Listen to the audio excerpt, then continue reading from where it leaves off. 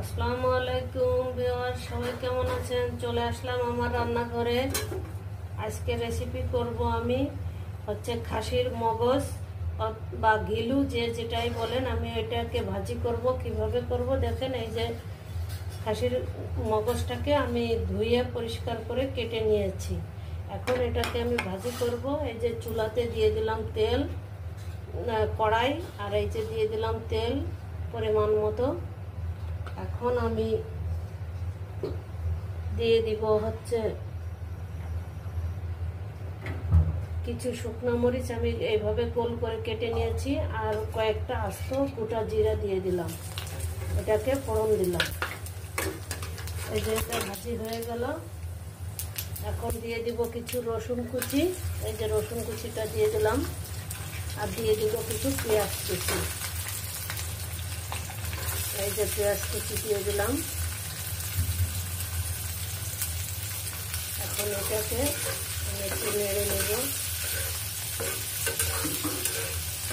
আমি এইভাবে ভাজি করি, আপনারা কীভাবে ভাজি করেন জানাবেন। হয়তো আমার থেকে ভালো স্টাইলে করতে পারেন। আমি এইভাবেই করি। কে কোথা থেকে দেখছেন অবশ্যই আমাকে কমেন্ট করে জানাবেন, তাহলে আপনাদের ধন্যবাদ দিতে পারবো। আমার ভিডিও যদি আপনাদের ভালো লাগে তাহলে আমার পেজটাতে একটু সাবস্ক্রাইব করে দিবেন। আমার চ্যানেলটা একটু সাবস্ক্রাইব করে দেবেন। আমার পেজটাতে একটু লাইক ফলো দিয়ে পাশে থাকবেন। আর দিয়ে দিলাম 2টা এলাচের গুঁড়া। এখন দিয়ে দিব লবণ পরিমাণ মতো। এই যে দিয়ে দিলাম পরিমাণ মতো লবণ। এখন দিয়ে দিব পরিমাণ মতো হলুদের গুঁড়া। এই যে দিয়ে দিলাম পরিমাণ মতো হলুদের গুঁড়া।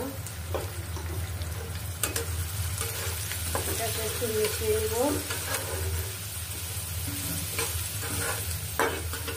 এখন দিয়ে দিব আমি হচ্ছে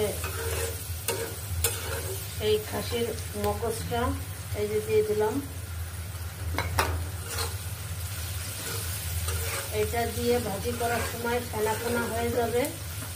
মগজটা যখন গলে যাবে, চিন্তার কোনো কারণ নাই, এইভাবে এটা ভাজি হয়ে যাবে। এই যে দিয়ে দিলাম। এখন এইটা বাদামি কালার হওয়া পর্যন্ত ভাজতে হবে। এই মগজগুলো আপনারা অবশ্যই কিনে সংগ্রহ কম করে বাচ্চাদের ভেজে খাওয়াবেন, তাহলে ওদের অনেক উপকার হবে ব্রেনের জন্য।